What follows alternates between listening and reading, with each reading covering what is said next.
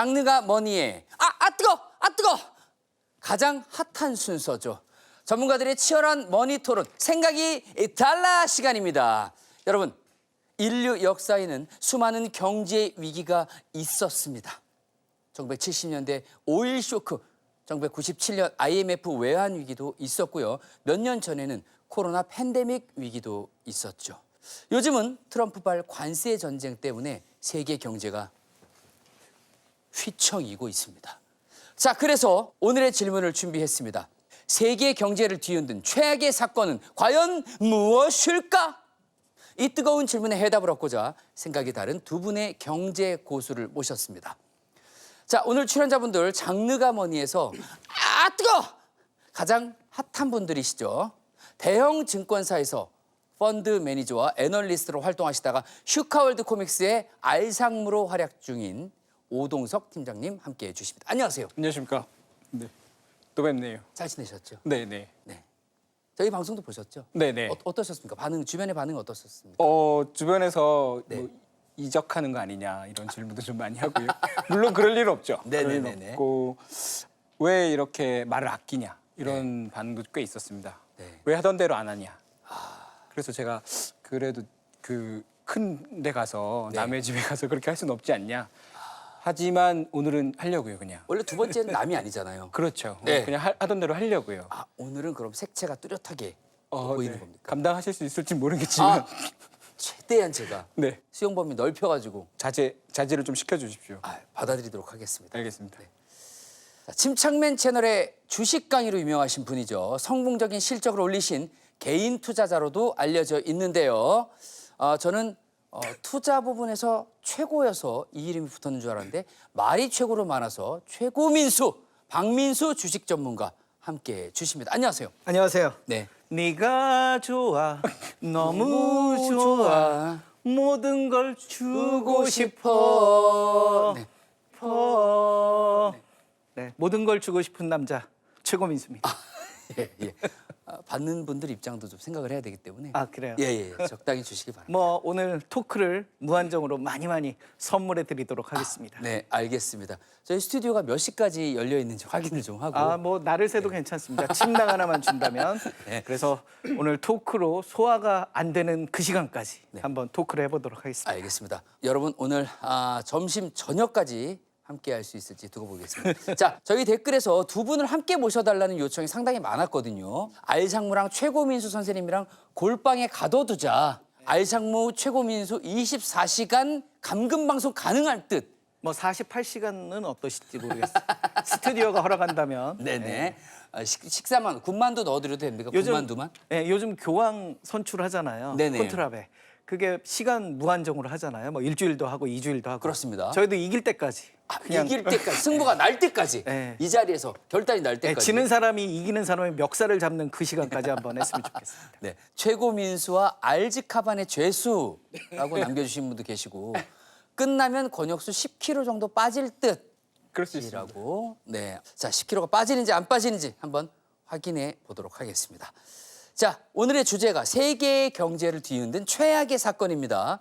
한마디로 전 세계 투자자들 눈앞에 지옥문이 활짝 열리는 것 같은 그런 공포 영화 같은 사건들을 말하는 거잖아요. 자, 가장 최근에 있었던 사건으로는 2020년부터 시작된 코로나 팬데믹 위기가 아닐까 싶은데요. 두 분 그때 어떻게 대처하셨습니까? 저는 네. 일단 방역 활동을 정부의 방침에 따라서 철저히 준수를 했고요. 네네네네. 그다음에 남는 방역 시간에 중요하죠. 네, 네. 남는 시간에 혁수님 생각도 많이 했고요. 우리 혁수. 혁수는 뭐 하고 있을까? 이런 생각 되게 많이 했고요. 네. 그다음에 책을 좀 썼습니다. 네, 그래서 그때 좀 이 방역 활동을 하면서 남는 시간에 혼자 사색할 수 있는 시간이 너무 많아서 칸트가 된 느낌?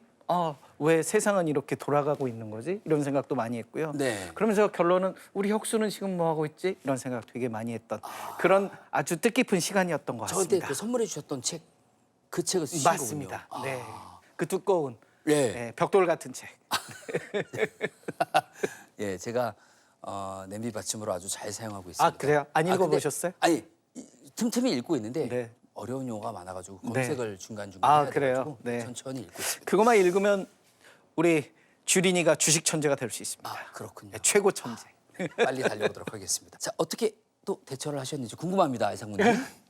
저는 사실 제가 이제 공인된 숏돌이 아닙니까? 네, 셔돌이. 코로나 때 저는 흥분해서 네. 그 백신을 맞고 그 아픈 와중에도 매매를 했습니다. 오. 매매를 하셨어요. 회사에서 회사가 아니라 집에서 네. 집에서 이제 원격으로 했거든요. 회사를 네. 못 나가니까 저는 매매를 했습니다. 너무 흥분돼가지고 회사 일을 한 거죠? 그렇죠. 네, 재택근무. 그때 그러면은 특별히 타격은 없으셨습니까? 아니면 오히려 수익이 더 괜찮으셨습니까? 저는 벌었죠. 당연히 저는 벌어요. 제가 계속 말씀드리지만 세상이 무너지잖아요. 네. 그러면 다 저한테 옵니다. 저한테 와서 왜 무너지냐, 어디까지 무너질 거냐라고 질문을 해요. 그래서 저한테 문자나 전화가 많이 올수록 주식이 더 많이 빠질 거라는 걸 제가 알고 있죠. 그리고 네. 2008 코로나 때 제가 해지펀드에 있을 때였어요. 네. 그 해지펀드가 뭐 하는 데인지 아시잖아요. 네. 해지하는 곳입니다. 그래서 저희 부서랑 제 포지션을 벌었죠. 근데 한 일주일 만에 포지션이 사라졌어요. 왜냐하면 전체 해지펀드 포지션이 손실이 많이 났기 때문에 네. 제 포지션도 꺾었죠. 코로나 때 가장 인상 깊었던 게 뭐냐면 WTI라고 원유 선물이 네. 마이너스로 갔습니다. 맞아요. 물론 근월물이긴 했지만 네. 근월물 원화물이 있긴 했지만 마이너스로 갔어요. 원유가 마이너스입니다. 아, 그 말이 되는 상황입니까, 그게? 선물이니까. 내가 파는데 돈을 줘야 돼요. 그런 상황이 됐어요. 내가 팔고서 돈을 더 줘야 돼요. 네. 마이너스 31달러까지 갔거든요. 제가 그 밤에 보고 있었죠. 네. 그래서 제가 팔지는 못했어요. 저는 2달러 때는 팔아봤습니다. 네. 원유가 한 1갤런에 2달러 때 팔아봤는데 마이너스로 가는 걸 제가 밤에 보고 있었어요. 그래서 너무 좋아서 좋으셨군요, 오히려. 그때 제가 이제 저희 채널에서도 말씀드렸는데 저는 그때 놀란 게 두 가지가 있습니다. 네. 하나는 미국 선물 시장은 마이너스도 준비하고 있었구나. 우리나라는 마이너스가 없어요. 주가 지수가 마이너스로 가는 걸 전산이 준비를 안 했습니다. 플러스만 바라보고 네. 갔는데 미국은 또 달랐군요. 그러니까 엄청 철저한 준비성. 네. 그리고 그래서 우리나라가 금리가 마이너스로 갈 때 그걸 전산 처리를 못했어요. 네. 금리가 마이너스로 갈 거라고 아무도 생각 안 했거든요. 그렇죠. 근데 우리나라 물가채 금리가 살짝 마이너스로 갔었습니다. 그리고 또 하나는 나름 해지를 했거든요. 네. 포지션이 있고 나름 매도를 해서 해지를 했는데 네. 시장이 무너질 때는 다 소용없구나. 시장이 무너질 때는 그냥 다 무너집니다. 그래서 제가 사실은 이 2007년에 직장 생활을 시작했어요. 그 다음에 금융위기가 왔죠.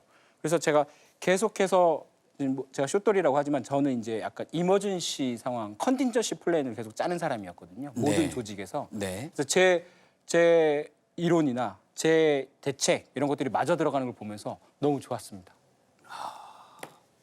너무 신나했나요? 제가? 그때 오히려 황금을 캐셨군요. 저의 가치를 한 번 더 인정받았죠. 아, 제 말이 맞구나라는 저도 조직에서. 투자 철학이 있습니다. 어떤 철학이? 서킷 브레이커에는 묻지도 따지지도 말고 사라.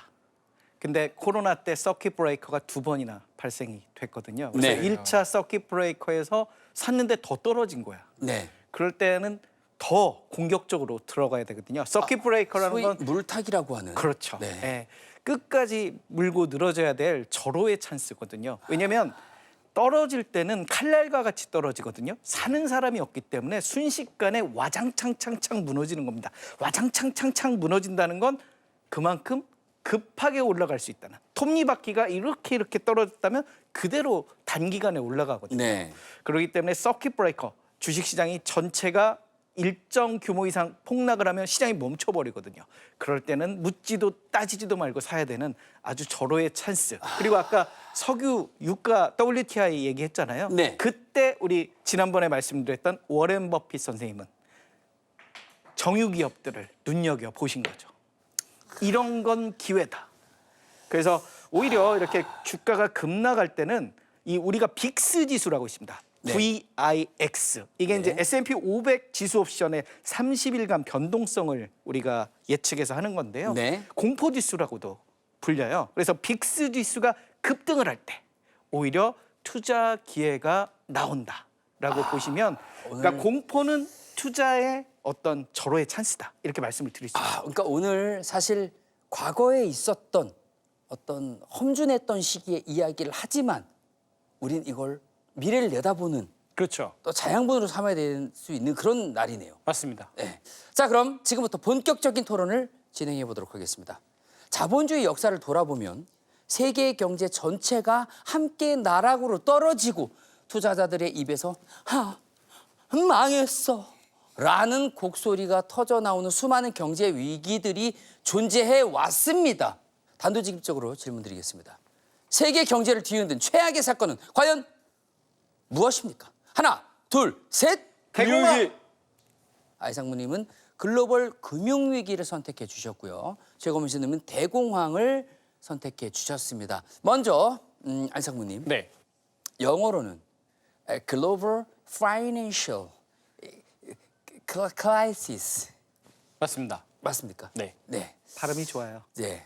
2008년 글로벌 금융위기를 왜 최악의 사건으로 꼽아 주셨습니까?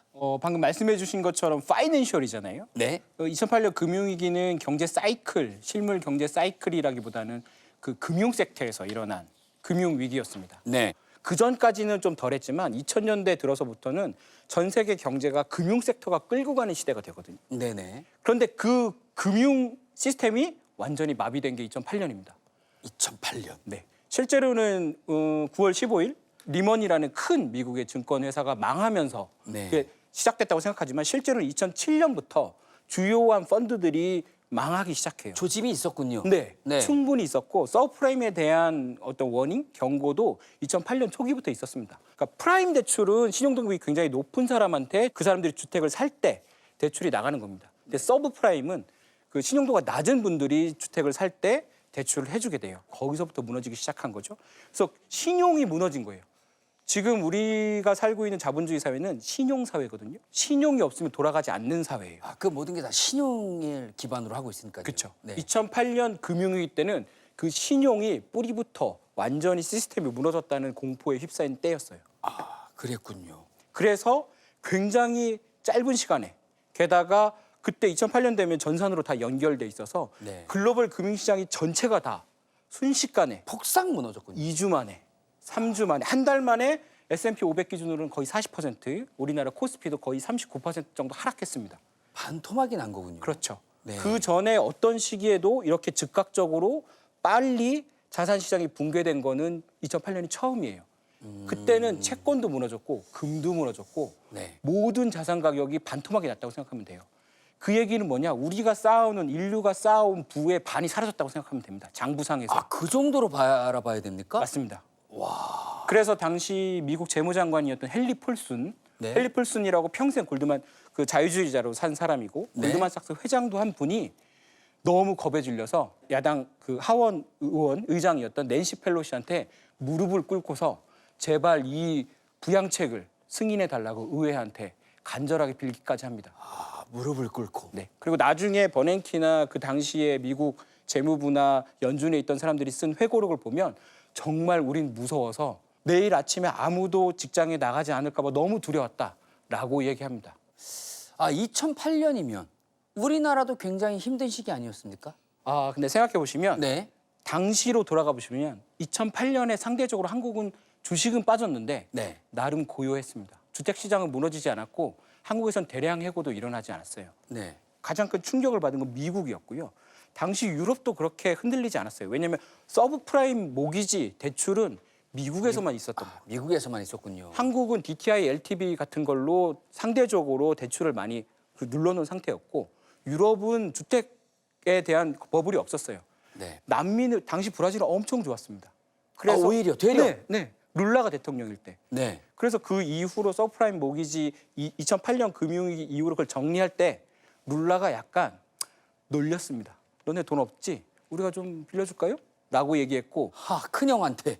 우리가 글로벌 탑5 미국 증권사를 사겠다고 산업은행이 갔을 때가 있습니다. 하지만 그게 2008년 금융위기가 진정이 안 되고 2010년도에 유럽 재정위기로 가고 그다음에 중국 경제위기로 가고 갔던 거죠. 그래서 도미노처럼 쓰러졌군요, 한 군데씩. 맞습니다. 네. 2000년 들어서 가장 큰 금융위기의 시작점이 2008년 금융위기였던 거죠.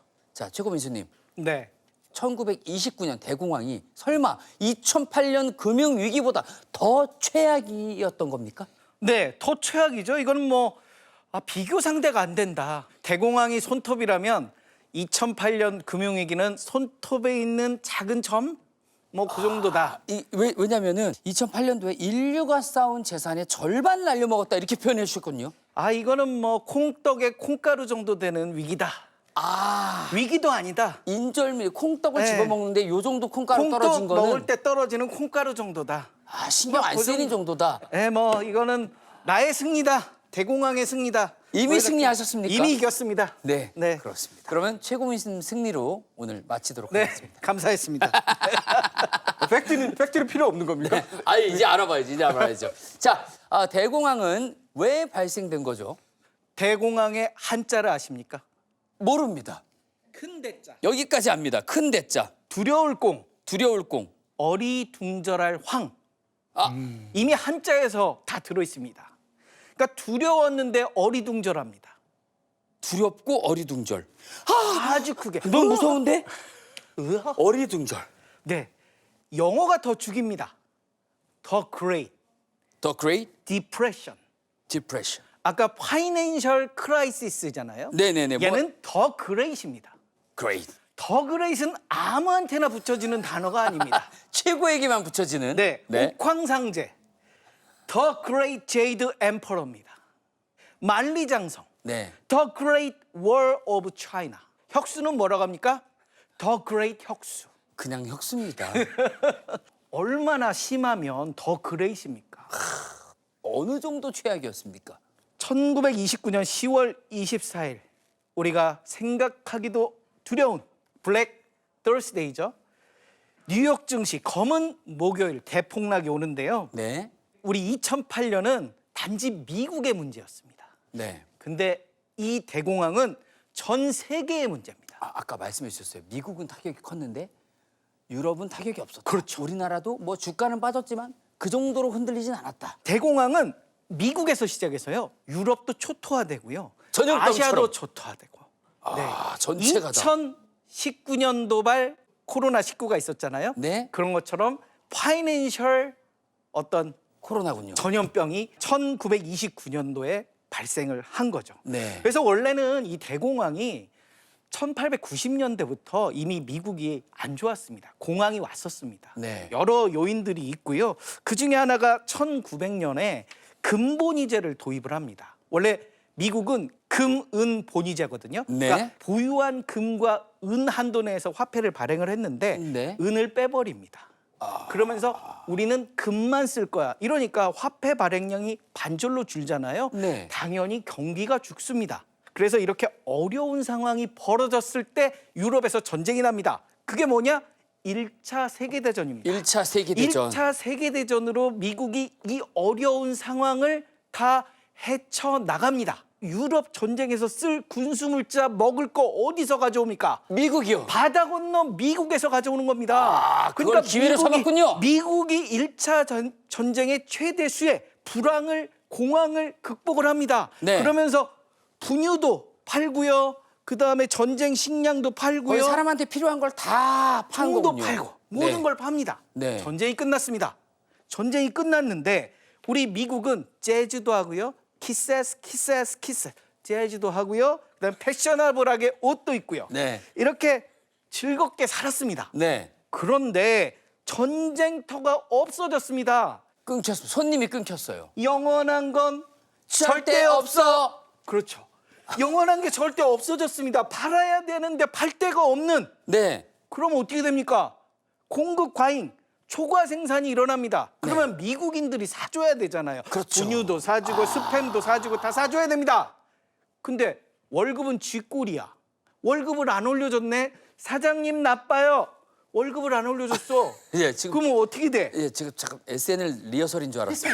예. 그게 어떻게 해요? 네. 그러니까 결국 초과 공급, 초과 생산을 이걸 소비를 못하니 그쵸. 결국 대공황이 온 겁니다.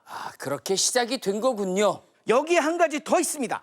또 있습니까? 스무트 홀리 관세법. 네, 스무트 홀리 관세법. 홀리 네, 관세법. 사람 이름입니다. 이게 뭡니까? 스무스와 홀리 두 사람이 만든 법입니다. 공화당 의원들인데요. 어떤 법입니까? 관세법입니다. 지금 트럼프 대통령이 하고 있는 것과 비슷합니다. 네. 욕 나올 뻔했습니다. 비슷합니다. 유럽산 제품에 엄청난 세금을 때립니다. 아, 물건이 못 들어오게 했군요. 무려 최대 400%까지 세금을 와장창창창 때립니다. 아, 트럼프가 시초가 아니었군요. 그러면 유럽 애들은 가만히 있습니까? 보복관세를 때립니다. 네. 너네 미국 거 오지 마. 안 그래도 물건이 넘쳐나는데 서로 관세 전쟁을 해서 오지 말랍니다. 물건이. 네. 물건이 안 팔리니 어떻게 됩니까? 기업이 망합니다. 기업이 망하니 어떻게 됩니까? 일자리가 없어집니다. 일자리가 없어집니다. 일자리가 일자리가 없어지면 없어지니까 어떻게 어떻게 됩니까? 은행이 망합니다. 은행이 망했습니다. 줄줄이 도산, 줄줄이 도산. 뱅크런 아십니까? 뱅크런. 뱅크런. 우리 은행이 망하니까 돈 찾으러 갑니다. 은행 창구 열어주세요. 오픈런이 아니라 뱅크런. 은행이 망했습니다. 2008년. 네. 여기는 크라이시스지만 여기는 디프레션입니다. 은행이 망했어요. 네. 벌써 이겼습니다. 아, 그러면 여기서 마무리하도록 하겠습니다. 저는 네. 전 혹시 생각이 다릅니다. 반론 있으십니까? 네. 은행이 망했습니다. 네. 여기는 다른 게 아니라 은행이 네. 우리 가을에 은행이 떨어지듯이 우수수 떨어져서 다 망했습니다. 그러니까 우선 은행이 망하는 건 네. 그냥 있는 거예요. 그렇습니까? 은행은 원래 망할 수 있는 거예요. 중앙은행만 안 망하는 거지. 우리나라도 망한 은행, 좋은 은행 없어졌죠? 뱅크 오브 아메리카 팔렸죠, 다른 데. 네. 원래 미국 금융기관은 망하고 합병하고 미국 금융기관의 역사는 다 합병입니다. 아, 그렇군요. 그리고 또 하나. 일상다반사. 네. 아까 말씀하셨는데 대공황이 전 세계적인 현상이라고 하셨는데 네. 왜 대공황이 일어났냐? 미국이 근본이제, 은본이제인데 은을 빼고 근본이제로 하면서 네. 화폐 유동성이 줄어들어서 근데 당시 은본이제를 한 데가 있습니다. 어딥니까? 중국, 일본, 아시아는 금융위기가 없었어요. 타격은 미국에서 시작하고 네. 유럽도 당연히 타격이 있었죠. 네. 하지만 은본이제를 실시하고 있었던 중국에서는 그다지 타격이 없었어요. 물론 나중엔 오죠. 네. 돌고 돌아서 오긴 왔는데 맞아요. 직접적인 타격은 없었다. 왜냐하면 중국도 1935년부터는 근본이제로 가거든요. 대공황 사진 같은 거 보시면 중국에서 막 사람들이 줄 서 있는 거 보셨어요? 영국 사람들이 은행에 줄 서고 있는 거 보셨어요? 못 봤죠. 못 봤습니다. 대공황 때 사진은 다 미국 월스트리트만 있습니다. 네. 1차 대전 때 모든 부가 미국으로 가요. 왜냐하면 유럽은 전쟁터니까. 그렇죠. 그래서 미국에서 버블이 형성돼요. 그래서 미국이 대공황의 시발점이 된 거예요. 아, 어차피 버블이었다. 너네 거 아니었는데 가져가서 근데 그걸로 잔치하다가 망한 거다. 게다가 또 하나 아까 네. 말씀하셨지만 공급이 너무 늘어났는데 수요가 없어서 2차 대전까지 갔다. 대공황이 일어나고 그러면 그건 아주 자연스럽게 있었던 경기 사이클. 네. 1800년대 중반부터 있었던 경기 사이클의 일환이었던 거죠. 물론 미국이 당시 저희 경제 사이즈가 컸기 때문에 굉장히 크게 느껴지는 거지만 네. 실제로 공급 과잉에 따른 불황 그리고 공급 과잉이 해소되면 기업이 다 망하고 만들 사람이 없으면 다시 올라가는 당시만 해도 자본주의 사회에서 경기 사이클은 필연적이라고 생각했어요. 그래서 당시는 불황과 호황이 반복되는 거였죠. 그 사이클이 대공황 때 굉장히 컸었던 것뿐이고 어떤 근본적인 형태의 위기였냐? 저는 그렇지 않다고 생각하거든요. 왜냐하면 2차 대전도 1차 대전의 연장선상에 있었던 거지 대공황 때문에 2차 대전이 벌어졌다고 보는 건 좀 너무 과한 해석이에요. 왜냐하면 1차 대전이 제대로 마무리가 안 되고 약간 더 매듭을 잘못 지었기 때문에 맞아요. 저희가 또 아팠던 거고요. 그렇죠. 네. 그래서 제 생각에는 2008년에 있었던 금융위기는 실제로 저희가 그 대공황이나 이런 걸 거치면서 특히 1980년대부터 우리가 신용사회로 들어가거든요. 네. 피아트 머니를 적극적으로 씁니다. 없는 돈을 중앙은행이 막 돈을 쓰고 부채가 1970년대부터 급속히 늘어나요. 네. 한국도 생각해 보시면 한국도 그러니까 세금을 걷는 정도만 쓰고 조금만 더 썼어요. 적자가 그렇게 크지 않았거든요. 네. 근데 이제는 중국, 한국 가릴 것 없이 모두가 다 적자가 너무 많아요. 빚을 내서 다 쓰고 있는 겁니다. 네네. 미래에 갚아야 될 걸 다 쓰고 있는 거예요. 그게 무너질 뻔한 게 2008년이에요. 그때는 주식시장이 무너졌다고 안 그러고 서브프라임 모기지 채권 시장이 무너졌다고 하죠. 네. 그 신용이 송두리째 사라질 뻔한 게 2008년이라서 물론 대공황도 굉장히 중요한 경제 위기였죠. 하지만 자본주의 사회가 저 높은 데서 높은 데 올라갔다 떨어질 뻔한 게 2008년이고 그 대공황은 이렇게 올라가려다가 살짝 꺾인 게 아닌가. 아, 그러니까 이 물결의 크기가 다르다. 그죠? 그러니까 혁수님께서 20대 때는 네. 주식 투자 해봐야 뭐 많이 하면 1,000만 원 아닙니까? 그렇죠. 엄청 큰 돈이죠. 1,000만 원 반토막 나면 500만 원 잃는 거죠. 네. 근데 지금 하시면 한 10억대 하시는 거잖아요. 10억대 반토막 나면 5억이 사라지는 거예요. 2008년은 그 10억대였던 거고 1929년 대공황은 그 1,000만 원대? 1,000만 원대도 아니 200만 원대였던 거죠. 저는 생각이 다릅니다. 아, 그렇습니까? 자, I don't agree. 우리 잘 아는 히틀러. 히틀러. 원래 이분이 이 양반이 예, 예, 이 새끼. 아유. 이 새끼라고 해야 되나요? 그래야 그래. 될 것 같습니다. 뭐 감옥에 있었습니다.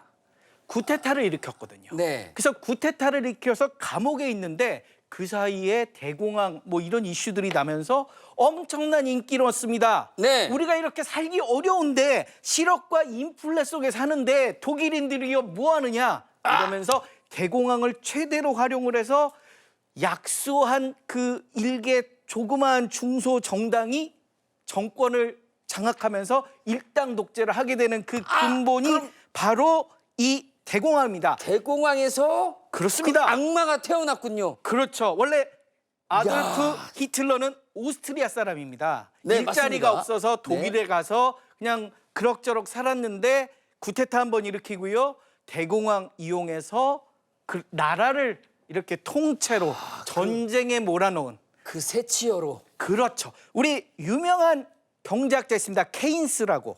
이분이 말했습니다. 인공호흡이 필요하다. 1929년. 네. 정부여 가만히 있으면 뭐 하느냐. 빨리 주사나 줘라. 안 그러면 우리 모두 죽고 없다 그랬습니다. 죽고 없다. 2008년에 죽고 없습니까? 안 그렇습니다. 케인스 엄청난 경제학자가 지금 당장 인공호흡을 해주지 않으면 우리 모두 죽고 없다. 애덤 스미스의 자유롭게 시장을 내두면 보이지 않는 손이 해줄 거다.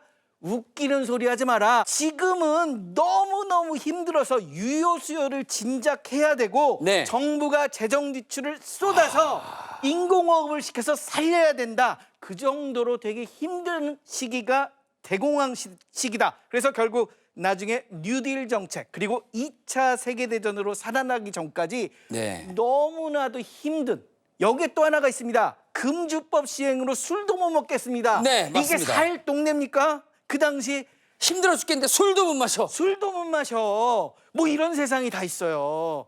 1929년으로 가고 싶습니까? 싫죠. 저는 못 갑니다. 못 갑니다. 회식은 해야죠. 술 못 먹은 건 미국만이었어요. 한국은 막걸리 열심히 먹었습니다. 저도 술 좋아합니다. 네. 그리고 1929 그때 2차 대전 정리할 때 네. 인공호흡을 해야 된다고 주장한 건 맞아요. 케인즈가. 네. 그런데 무시당했습니다. 그렇습니까? 왜냐하면 승전국은 미국이니까. 영국 경제학자 참조는 했죠. 네. 하지만 미국 맘대로 했습니다. 그래서 너네 얘기 안 들을 거야. 그래서 브레튼 우드 체제가 나왔고. 네. 근데 2008년엔 거의 80% 가까운 석학들이 인공호흡을 해야 된다고 했습니다. 네. 어떤 게 더 위중한 위기였을까요? 2008년 아닙니까? 미국의 80%. 네. 80%도 넘었을 거예요. 케인스의 전략은 미국에서 꽃을 피웁니다. 원래 원인은 대공황의 원인은 미국에 있었거든요. 네. 영국에서 치료를 해봐야 치료가 안 되는 겁니다. 그렇죠. 영국학자를 데려다가 우리 루즈벨트 대통령이 남의 나라 경제학자를 데려다가 자기 나라의 경제를 수술을 한 겁니다. 네. 그래서 뉴딜 정책, 정부의 재정 지출을 막 해서 일자리도 창출해주고요. 네. 케인즈의 정책이 꽃 피운 게 1929년 대공황의 솔루션으로 작동을 실제로 한 겁니다. 아, 대수술을 케인즈가 한 거군요. 자, 어쨌든 케인즈 요 분이 거의 뭐 중증 외상센터의 네, 네, 센터장이죠. 센터장이 네, 되거든요. 응급치료 이렇게 주사를 네. 아주 센 걸 놔줬습니다. 네, 그때 중증 대공황 센터의 네. 센터장이군요. 주사를 안 놨으면 어떻게 될까? 남산의 부장들이라는 영화 있습니다. 네. 아, 남산의 부장들까지 나옵니까 지금? 네, 거기 곽도원 선생님의 명대사가 있습니다. 어떤 명대사입니까? 다 같이 죽자 동네 한 바퀴. 그때 케인스가 없었으면 다 같이 죽는 겁니다. 다 같이 다 같이 죽자 동네 한 바퀴. 우리 케인즈 응급의학센터 네. 센터장님께서 주사를 놔서 미국이 뉴딜 정책으로 살아나지 않았느냐. 자, 이번에는 상대방을 공격할 수 있는 들어와! 기회를 드리도록 네, 기회를 드리도록 하겠습니다. 창과 방패처럼 부딪혀 주시면 되겠습니다. 먼저 알상무님이 최고민수님에게 강펀치를 날릴 수 있는 기회를 드리도록 하겠습니다. 대공황이라고 네. 하고 2008년 금융위기라고 하잖아요. 네, 2008년은 콕 찍어서 얘기합니다. 네, 딱 찍어 있죠. 대공황은 근데 언제인지 아세요? 정확히? 그 즈음 어디께로 알고 있습니다. 그죠? 네, 한 1920년대, 30년대 이 정도라고 생각하시죠? 맞습니다. 원래는 1929년에 주가 대폭락이 일어나지만 네. 실제로 대공황의 기간은 1937년까지입니다. 좀 거의 기네요. 8년간 주식뿐만 아니라 경제 자체가 뭐 약간 거칠게 표현하면 쩔어 있었죠. 반등을 못합니다. 1940년대부터 2차 대전이 일어나면서 경기가 살아나요. 억지로 전쟁을 해야 되니까 억지로 힘을 낸 거죠. 네, 내버려 뒀어요. 실제로는 미국은 네, 주기적으로 금융위기가 있었고 1929년에 주가가 대폭락하죠. 그 이후로 주가 그냥 옆으로 깁니다. 쭉 깁니다. 경기도 그냥 쭉 깁니다. 대량 실업 일어났는데 그냥 계속 실업이 있는 거예요. 네네네. 망하면 망하는 거지. 그게 자본주의. 그냥 당연시 됐군요, 그런 게. 시장 자본주의. 회사가 망하는데 어쩌라고. 네. 기업이 국가가 어떻게 해.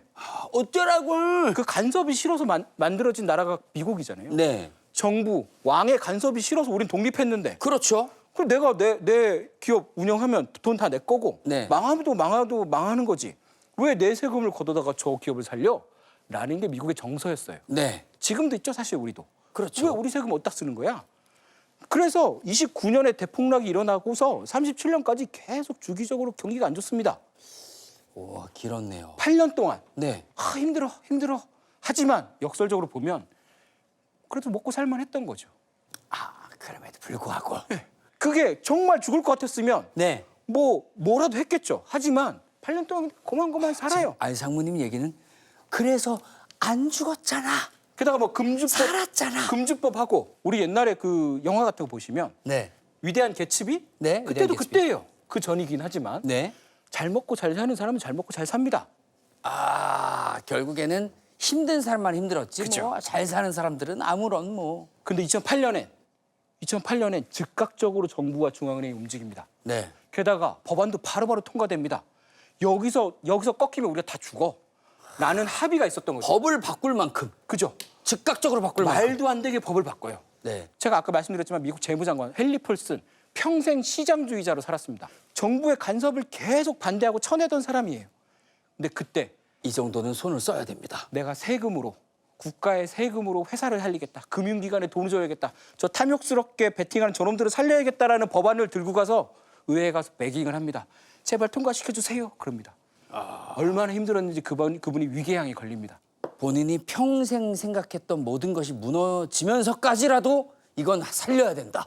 그때는 모두가 다 케인즈주의자였어요. 모두가 다 여기서 우리가 뭔가 하지 않으면 이 시스템은 망가지고 우리는 꼬꾸라질 거야라는 합의가 돼 있었어요. 네. 그게 2008년이고 그게 2008년이었군요. 게다가 대공황 때는 전산화가 안 돼 있어요. 주식을 팔려면 어떻게 해야 되는 줄 알아요? 직접 가서 가야 돼요. 네. 가는데 시간이 얼마나 오래 걸려요. 그 주식이 천천히 빠져요. 천천히 이렇게 하루에 뭐 많이 빠진다고 그러죠. 그때 그 블랙 털스데이, 프라이데이 그때 몇 퍼센트 빠진 줄 아세요? 반토막 아까 났다고. 그렇지도 않아요. 그때 지수가 없었어요. 네, 지수라는 게 없었군요. 그죠? 그 주식 개별적으로 빠진 거죠. 지금처럼 모든 세상이 다 연결돼서 순식간에 전체 세상이 망가질 수 있는 건 1900년대 초에는 없었어요. 그렇군요. 미국 시장이 폭락한다고 영국 시장이 폭락했을까요? 아니에요. 하루 이틀 걸려요. 전산도 연결이 안 돼 있어. 근데 요즘에는 영향이 바로바로 초단위로 바로죠. 초단위로 바로바로. 그죠? 그게 2008년이 시작이 그 FTC 그러니까 모든 전산화가 완결된 게 2008년이에요. 지금은 더 고도화된 것뿐이죠. 그러니까 2008년이 훨씬 더 위험한 때가 아니었냐라는 질문을 드리고 싶네요. 자, 근데 최고민수님이 네. 이런 발언까지 해주셨습니다. 대공황이 히틀러를 만드는데 일조했다. 인간 쓰레기, 다시는 세상에 없어야 될 인류의 실수.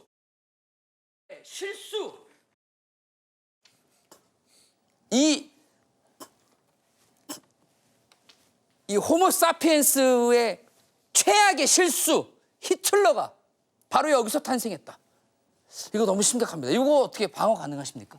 근데 대공황은 경제 쪽에 있었던 당시 2차 대전이라는 극한 물리적 전쟁으로 가는 길에 있었던 경제적 이벤트일 뿐이지 네. 실제로 1차 대전이 정리가 안 돼서 바이마르 공화국이라고 네, 이 독일이 1차 대전에 지면서 독일이 원래 황제가 있었어요. 그렇죠. 황제가 폐위돼요. 그리고 바이마르 공화국이라고 공화국이 들어서요. 네. 능력이 없었어요. 그리고 전쟁 배상금을 너무 많이 줘야 돼요. 네. 그래서 바이마르 공화국이 무능해져요. 그래서 하이퍼 인플레이션이 일어나면서 중산층이 무너집니다. 네. 그래서 중산층들이 히틀러한테 기대죠. 근데 히틀러한테 기대기 전에는 공산주의가 더 사람들의 어떤 희망이었어요. 그래서 독일에서 마르크스도 나오는 거잖아요. 그렇죠. 대공황이 역할을 한 건 맞아요. 하지만 대공황은 역사적 흐름이 무너져가는 독일, 오스트리아들이 망하면서 자기들이 망하는 걸 인정할 수 없었던 거예요. 네. 그러다 보니까 무력으로 갔던 거지 대공황만 일어나서 그렇게 됐냐? 저는 그건 아니라고 생각해요. 왜냐하면 대공황의 여파만이라면 뭐 중국에서도 일어났었어야죠. 물론 일본도 대공황 때문에 군국주의가 강화된 건 맞아요. 네네. 하지만 대공황만으로 2차 대전을 설명하는 건 누구도 그렇게 어떤 학자도 그렇게 설명하지 않습니다. 자, 그렇다면 안상무님, 네. 혹시 2008년 금융위기로 영향을 받아서 네. 탄생한 인물이 혹시 있습니까? 우선은 조금 그때 인정받은 사람이 네. 소소하지만 알상무라고 있고요. 오. 제가 조직에서 우리 앞에 역사가 있습니다. 우리 앞에. 네네.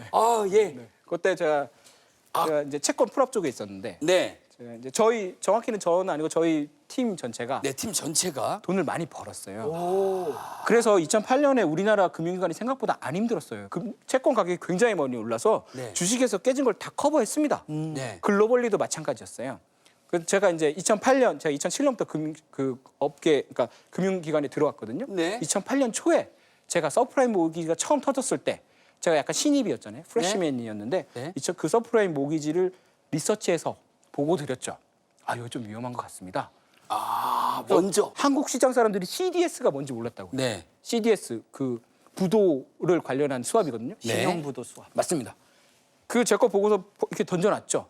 근데 4월, 5월이 되면서 제 걸 보고서 이런 게 있었어. 맞아 떨어져 가고 있구만. 그래서 제가 서프라임 모기지를 굉장히 잘 기억하는 게 제가 맨 처음 딥하게 리서치한 게 서프라임 모기지였던 거예요. 네. 그 이후로도 굉장히 많이 공부했고 그런데 사실은 2008년 이건 약간 농담이고요.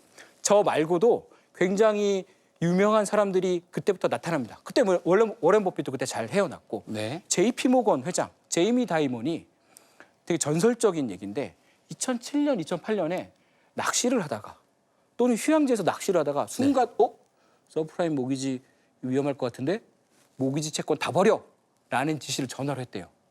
낚시하다 갑자기요? 네. 낚시가 안 되니까 괜히 화풀이한 거 아닙니까? 뭔가 떠오른 거죠. 이건 전설적인 얘기입니다. 그래서 2008년 금융위기 때 JP 모건은 끄떡 없었습니다. 심지어 JP 모건은 2008년 3월에 망하는 베어스턴즈를 인수하기까지 합니다. 나머지 회사도 많이 인수해요. 네. 그래서 제이미 다이먼이 그 이후로 2008년부터 원래도 잘 나가던 사람이지만 지금까지도 JP 모건 회장을 하는 거잖아요. 은행의 은행이라고 불리는 JP 모건의 회장을 하고 있는 겁니다. 네. 그리고 벤 버냉키 당시 연준 의장이었던 그분이 잘 이제 헤쳐나간 덕분에 어떤 영웅의 반열에 살짝 올랐다가 이제 물론 그만두셨지만 네. 그리고 사실 2008년부터 미국 중산층이 미국의 어떤 허리였던 중산계층이 좀 무너집니다. 왜냐하면 주택 가격이 폭락했으니까. 그렇죠. 물론 주택 가격이 회복이 되긴 했죠. 그때부터 약간 미국이 좀 뭐랄까 자국 중심주의적으로 갑니다. 우경화라고 하긴 좀 그렇지만 네.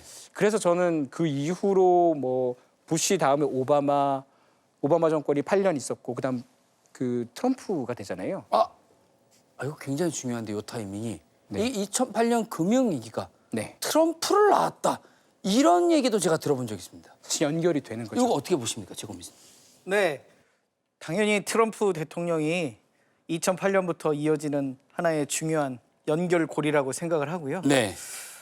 트럼프 대통령 나빠요. 네. 우리에게 너무 힘들게 해요, 요즘. 네네. 네. 근데 그래서- 티셔츠는 트럼프 티셔츠 같은 걸 입고 오셔요. 아, 이건 붉은 악마입니다. 네, 아, 그렇습니까? 네. 대한민국. 네. 대한민국. 네. 나이가 드러나네요. 네. 그래서 사실 트럼프 대통령께서 네. 여러 가지 이제 이 관세 대책을 내놓잖아요. 네. 이게 왜냐하면 미국이 살기 어려우니까 그런 맞아요. 거예요. 자기들이 잘 살 때는 자유무역을 주장합니다. 네. 왜 허들을 두냐고 막 뭐라고 합니다. 우리 네. IMF 시절 보면 눈에 장벽을 열어. 우리 거 팔게 빨리 문을 열어. 막 그랬었거든요. 근데 네. 지금은 자기들 거 문을 닫습니다. 닫아요. 못 들어오게. 왜? 미국이 어려우니까. 미국 내에 그런 제조업들이 망하니까 네. 뭐 제조할 게 없잖아요. 그러니까 자기들 허들을 세우고 자기들 거를 보호무역주의를 하는 거거든요. 그래서 2008년 그 이전부터 계속 미국은 썩어 들어갔다. 그런 썩어 들어간 미국의 어려운 상황을 지금 트럼프 대통령이 본인의 협상의 기술로 좌충우돌 하고 있는데 나쁩니다. 좀 예측할 수 있게 좀 행동을 해줬으면 너무 좋을 것 같아요. 근데 이제는 예측할 수 있는 방향으로 가고 있는 거 아닙니까? 이제- 꽁꽁 묶는. 그러니까 지난 4년 동안 네. 열심히 보여주셨잖아요. 네. 한번 세게 얘기하고 그 다음에 살짝 내려주고 세게 하고 이게 본인이 쓴 베스트셀러 작품에 나와 있는 본인의 협상의 기술인데요. 네. 이제는 웬만하면 뭐 관세 뭐 50% 올릴게, 150% 올릴게 이런 것들이 이제 예측 가능하다는 거죠. 어디까지 내려줄 거야? 하지만 미국이 지금 어렵긴 어려운 것 같습니다. 그래서 지금 중요한 포인트에 좀 슬기롭게 우리 빨간색의 공화당 미국 대통령께서 잘 좀 해주셨으면 합니다. 역사는 반복되진 않지만 운율이 있다고 하잖아요. 그러면 대공황, 히틀러, 네. 2차 대전, 2008년 트럼프 이렇게 되는 건가요? 그럼 설마? 설마 트럼프 대통령이 지금 존경하시는 대통령 중에 한 분이 네. 예전에 관세 정책을 엄청나게 하신 대통령이 있습니다. 그 뭐 거의 100년 전 이야기인데요. 네. 그 100년 전 이야기를 지금 트럼프 대통령이 하고 있는 겁니다. 다시 반복을 하고 있는 네, 거군요. 관세 정책으로 미국이 새롭게 태어나겠다 이런 말씀들을 하는 거라서 역사는 반복되는 게 아닌가라는 생각이 들고요. 근데 사실 지금 그때보다는 지금이 다 하나의 고리로 연결돼 있는 상황에서 네. 그 한 명의 입에서 이렇게 오르락내리락 이렇게 하는 게 제가 그래서 맞나 싶긴 합니다. 제가 그래서 트럼프 대통령께 별명을 하나 지어드리고 싶습니다. 별명 많은데 또 하나 들어갑니까? 예, 하는 unpredictable, 언프레딕터블. 예측이 불가능한. 예, 굉장히 많은 어떤 요소를 가지고 지금 뭐 꼼수라고 해야 되나요? 요소라고 해야 되나요? 뭘 많이 가지고 꼼수는 있으신 것 같은데 네. 생각은 없으신 것 같아요. 그렇습니다. 요즘에 생각 없이 너무 그 별다방의 로고 있습니다. 별다방. 네. 별다방. 별다방. 예, 별다방의 네. 로고가 사이렌입니다. 이 사이렌은 노래로 선원을 유혹해서 바다로 뛰어들게 해서 선원들을 죽이는 그런 역할을 하고요. 그래서 끔찍하네요. 경고라는 의미가 있거든요. 그렇군요. 그래서 트럼프 대통령께 제가 사이렌을 울려드리고 싶습니다. 별다방 커피를 하나 선물을 똑바로 좀- 해! 이렇게 말씀을 드리고 싶습니다. 저 이러다 CIA에서 연락 오는 건 아니겠죠? 이거 안 보실 것 같아요. 자, 오늘 생각이 달라에서는 세계 경제를 뒤흔든 최악의 사건은 무엇인가를 놓고 치열한 토론을 벌이고 있습니다. 자, 이제는 투자자들에게 진짜 피가 되고 살이 되는 질문을 해보도록 하겠습니다. 글로벌 금융위기나 대공황 같은 핵폭탄급 경제 위기가 터지면 주식, 부동산, 뭐 죄다 폭락하고 뭐 피해보는 것은 서민과 개미 투자자들이잖아요. 그렇죠. 이런 위기로부터 내 투자 자산을 지키려면 어떻게 대처를 해야 할까요? 먼저 알상무님 먼저 말씀해 주시면 감사하겠습니다. 저한테 이제 그 질문을 하시면 네. 나올 수 있는 질문은 나올 수 있는 대답은 당연하죠. 예전에는 네. 어떤 투자라는 게 주로 내가 돈을 내고 뭔가를 자산을 사는 게 투자였습니다. 네. 근데 지금은 투자 수단이 굉장히 다양해요. 제가 제 예전부터 트럼프가 대통령이 되면 무조건 금융시장이 좋지 않다라고 말씀드린 게 왜냐하면 예측이 불가능하거든요. 시장이 제일 싫어하는 게 예측 불가능성입니다. 네. 트럼프가 돼서 예측이 불가능해져. 경기도 좀 꺾이는 것 같아. 그러면 주식이 어떻게 될 것 같습니까? 떨어지겠죠. 떨어지면 인버스를 사면 되죠. 떨어지는데 베팅하면 됩니다. 아, 제일 좋은 건 우리가 항상 한 가지만 생각했는데. 그죠? 언제 롱 잡을까? 언제 매수할까만 생각하다 보면 한참 떨어지고 나서 여기서 기회가 있어요. 한참 기다려야 돼요. 그리고 떨어지는 기간에는 내가 어디까지 떨어질지 모릅니다. 그렇죠. 그런데 경기가 안 좋고 주식시장이 꺾이고 내 주변 사람들이 다 돈 잃었어 하는데 그걸 왜 매수 타이밍을 보고 있나요? 우선 떨어질 때 그 슬라이드 쭉 타고 내려가서 돈을 이만큼 벌어서 여기서 왕창 사면 되는 거죠. 귀신같이. 그게 제일 좋은 솔루션이고요. 힘들죠, 사실은. 아, 그게 사실 이게 인간의 본능을 거슬러야 하는 아니죠. 아닙니까? 인간의 본능이 매수가 인간의 본능일까요? 아니에요. 인간은 모으지 않아요. 인간은 앞에 우선 쓰고 보는 게 인간이에요. 그러니까 우리가 빚이 그렇게 많죠. 인간은 모으고 정돈하고 미래를 대비하는 게 인간의 본능이 아니에요. 인간은 일단 써제끼고. 우선 먹고 마시고 네. 카드값 어떡하지? 라고 하는 게 인간의 본성입니다. 그건 내일 생각해.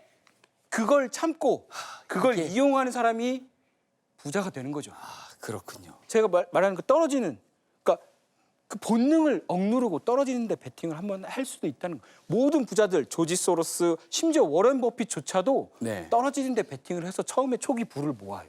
왜냐하면 모든 그 금융시장이나 자산시장이 천천히 올라가거든요. 네. 다 같이 아파트 한 채씩 들고 있으면 누구도 부자가 되지 않습니다. 천천히 올라가거든요.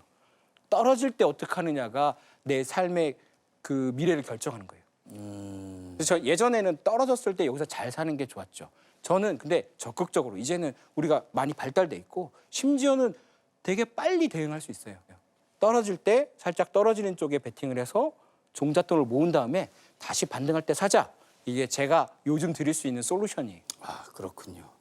역시 쇼돌이.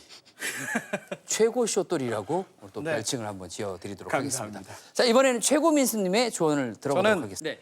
가장 큰 솔루션은 네. 장르가 뭐니를 봐야 된다. 이럴 때 다른 거 볼 필요 있냐? 혹시 최고 민수님. 장르가 뭐니 해서 모든 걸 다 다뤄주는데 여기 얼마나 주옥 같은 말씀을 합니까? 아쉽니다. 네, 장르가 뭐니만 보면 답이 다 있다. 네. 그럼에도 불구하고 좀 아쉽다. 그러면 저는 늘 얘기하듯이 이사육전법을 이야기하고 싶습니다. 이사육점. 떨어지는 게 생각보다 금방 끝날 수 있습니다. 아까 워렌 버핏 선생님 말씀해 주셨는데 워렌 버핏은 해지 목적으로 일정량만 합니다. 네. 그렇게 뭐 공격적으로 이 내려가는 데 배팅을 하진 않아요. 네네네. 그래서 저는 이사육전법 내려갈 때마다 더 사라. 주식시장은 언젠가는 반등할 테니까 트럼프가 이렇게 공격적인 이야기를 하지만 언젠가는 그 공격을 걷어들일 것이다. 그래서 20%, 40%, 60% 빠질 때마다 공격적으로 투자해라. 묻지도 따지지도 말고 좋은 기업, 실적이 개선되거나 배당을 많이 주는 기업에 투자하라. 그러면 시간이 지나면 시장은 원래대로 돌아갈 거니까. 돌아온다. 현금이 없으면 어떻게 하나요? 현금이 없으면 그래서 미수 신용 보통은 이제 채권이나 배당주 중심으로 좀 투자를 해놓고 네. 그거에 어떤 공격적으로 좀 자금을 하면 가장 좋고요. 네. 뭐 저 같은 경우는 약간의 마이너스 통장도 좀 이렇게 레버리지를 열어두고- 일으킨다. 마통까지 갑니까? 네, 열어두고 있기도 합니다. 네. 또 빚으로 이게 합리적인 그런 부채가 아닐까라는 생각을 하거든요. 저는 숏은 치지만 빚은 지지 않습니다. 그렇군요. 누가 더 근데 제가 마지막으로 말씀드리면 네네. 실제로 금융위기를 가장 잘 버티는 법은 제가 아까 막 숏 이런 말씀드렸지만 실제로는 자기 본업을 유지하는 거예요. 아, 그렇군요. 현금 흐름을 유지하는 게 가장 그래서? 중요한 겁니다. 열심히 연기하고 있습니다. 그러니까요. 현금 흐름이 유지 더 그레이트 혁수. 네, 더 그레이트 혁수로 거듭나기 위해서 열심히 하고 있습니다. 아, 두 분 조언 아주 잘 들었습니다. 시청자 여러분께서는 두 전문가의 의견을 잘 참고하셔서 신중하고 현명한 결정하시길 바라겠습니다. 자, 끝으로 오늘 두 분의 생각이 얼마나 달랐는지 캐시박스를 열어서 확인을 해보도록 하겠습니다. 자, 너무 많았다, 100달러. 생각의 차이가 전혀 없었는데 1달러 들어주시면 되겠습니다. 자, 하나, 둘, 셋! 너무 달라. 1달러. 오. 생각이 비슷하셨고 네. 최고민 선생님은 너무 달라서 네. 100달러를. 네, 저는 이제 나의 경쟁 상대가 아니다. 2008년은. 그러나 안성무님께서는 왜 1달러를 들어주셨을까요?